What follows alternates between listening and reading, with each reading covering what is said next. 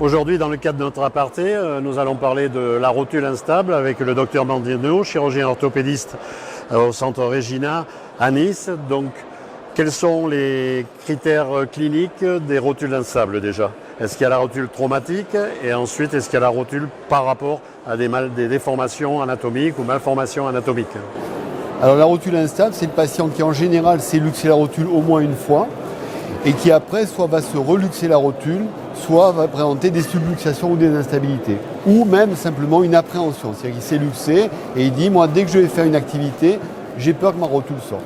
Alors quels sont les moyens? Est-ce qu'on va commencer d'abord par une phase de rééducation qui va être centrée sur le travail du vaste médial, sur le travail des fessiers, ou est-ce qu'on attaque directement, on passe à la technique chirurgicale sur ce type d'instabilité? Les patients se luxent une fois. Ces patients-là, en général, on ne va pas les opérer. C'est-à-dire qu'on va les immobiliser, les rééduquer et essayer de les stabiliser. Sauf les patients qui ont des petites fractures ostéochondrales qu'on va opérer pour enlever le fragment cartilagineux. Et puis après, on va les rééduquer.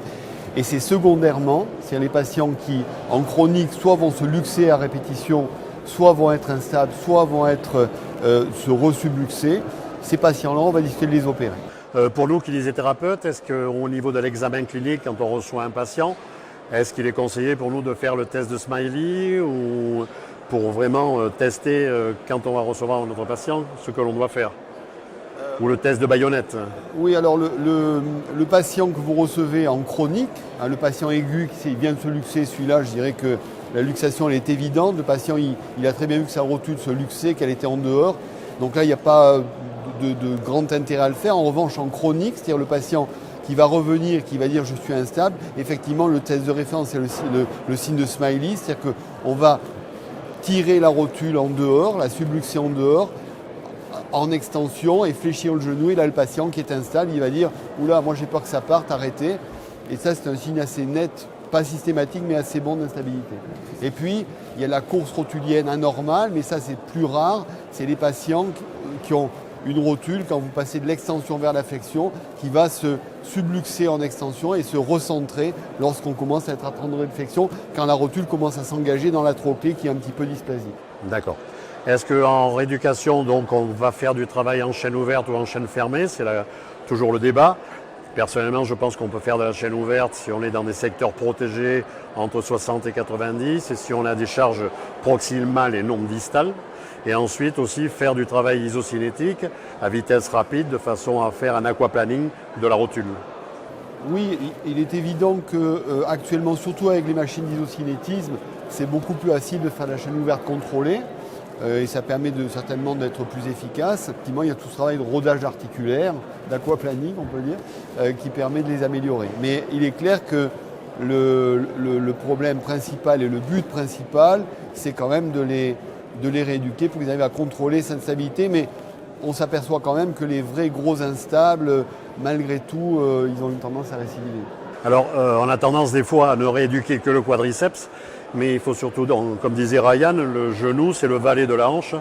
Et donc, il est très important d'aller vérifier tout ce qui est travail des moyens fessiers, les abducteurs de hanche, des rotateurs latéraux, du gainage du tronc, dans la stabilisation, mais aussi au niveau de la cheville. On s'est aperçu que lorsqu'on a une limitation de la flexion dorsale, avec le weight bearing longe test, on s'aperçoit qu'on a des conséquences de rotules douloureuses et qui quelquefois deviennent instables. Il y a une chose qu'on fait de manière quasi systématique, c'est la plastie dite MPFA, donc pour médio-patellofémoral ligament, c'est la plastie, enfin le ligament fémoro-patellaire médial. Ça, on va toujours le reconstruire parce qu'il est quasiment toujours lésé. Et on va le reconstruire en utilisant le droit interne qu'on va fixer au bord interne de la rotule et à l'insertion fémorale de l'aileron rotulien interne. Ça, c'est systématique. Et puis après, ça va être un peu à la carte. Ceux qui ont une rotule haute ou une TAGT élevée, on va médialiser ou abaisser la TTA.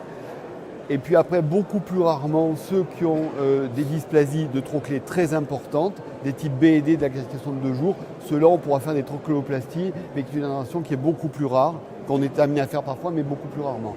Et enfin, les patients qui ont déjà développé des stades de préarthrose, on peut être amené à leur faire des patellectomies verticales externes.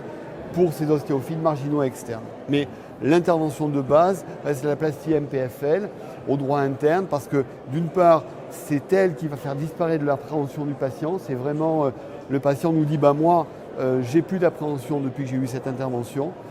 Et puis, c'est l'intervention qui est la moins lourde et qui va permettre le meilleur retour au sport et à la performance, beaucoup plus que si on est obligé de toucher à la TTA.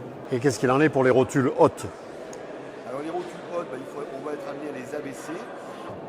En sachant que cette plastie MPFL abaisse de 0,2 l'indice de Caton des champs, ce qui veut dire que la rotule haute c'est au-dessus de 1,2, donc on va abaisser ces rotules à partir d'un indice de Caton de 1,4 parce que ça va être la valeur seuil et parce qu'encore une fois, quand on peut éviter de toucher à la TTA, on a des résultats fonctionnels chez les jeunes sportifs qui sont meilleurs. Et après ce type de chirurgie, est-ce qu'il y a une immobilisation ou est-ce qu'il y a une marche immédiate avec canne et rééducation en fonction de la technique choisie? Alors, il n'y a pas de protocole absolument formel. Moi, personnellement, les MPFL seuls, je leur mets 4 semaines d'attelle, marche avec appui avec l'attelle en extension pendant 4 semaines.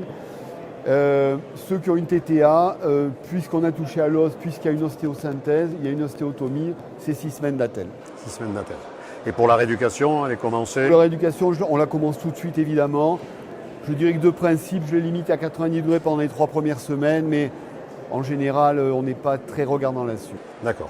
Et surtout faire très attention en rééducation à ne pas avoir de flessum de genou pour ne pas déclencher des douleurs avec le phénomène de l'AMI, justement, où tous les exercices d'écrase-coussin, tout ça doivent être supprimés. Il y a deux concepts à la mode, effectivement, et légitimement à la mode, c'est l'AMI et c'est les valgus dynamiques. Et c'est ce que tu disais tout à l'heure, quand on rééduque un genou, eh bien effectivement, il faut qu'on s'occupe de ce qu'il y a en dessus et de ce qu'il y a en dessous pour contrôler parfaitement le genou.